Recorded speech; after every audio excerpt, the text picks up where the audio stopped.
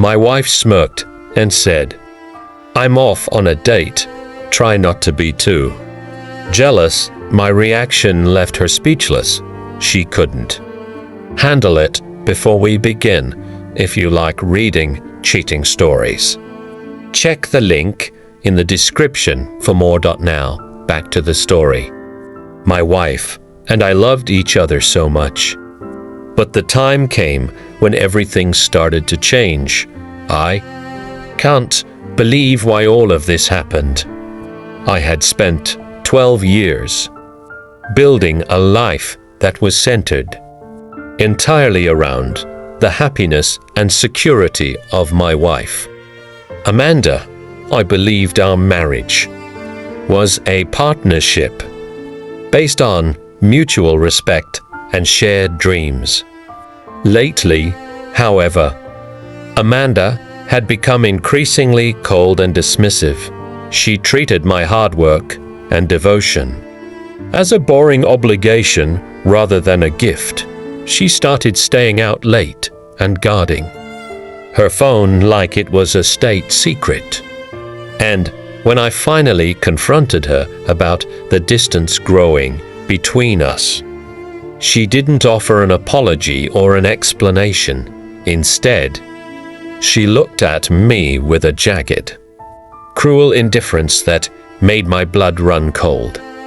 She stood in our hallway, dressed in a stunning silk outfit I had bought for her last birthday, and adjusted her earrings while she smirked at my reflection in the mirror.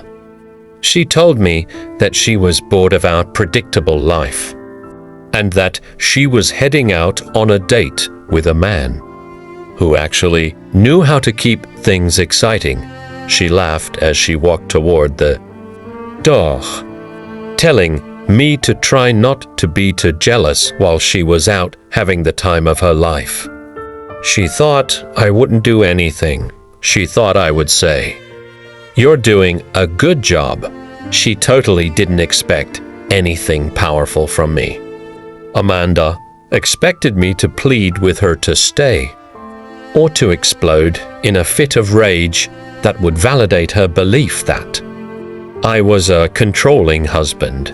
But instead, I simply leaned against the kitchen counter and checked my watch with a clinical, detached calm that seemed to catch her off guard. I told her to have a wonderful evening and suggested that she should take the spare key to her lover's apartment because she wouldn't be needing the one to our front door anymore. The smirk vanished from her face as she realized I wasn't joking. I had spent the last 3 weeks gathering the evidence of her infidelity and working with a top-tier legal team to ensure that our prenuptial agreement, the one she had signed with a laugh years ago, was activated in full.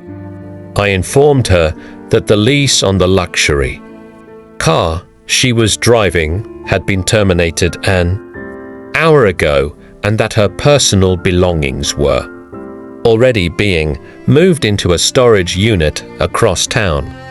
She thought she was the one in control of the narrative, but she had forgotten that the man she mocked for being boringly stable was the same man who managed the logistics of every aspect of her life.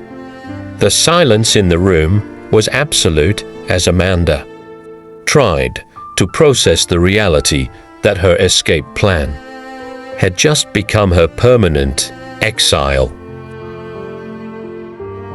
She tried to scream that I couldn't do this to her, but her voice died in her throat when I handed her the folders. They contain the high-definition photos of her secret meetings and the financial logs of the money she had been skimming from our joint accounts to fund her new lifestyle.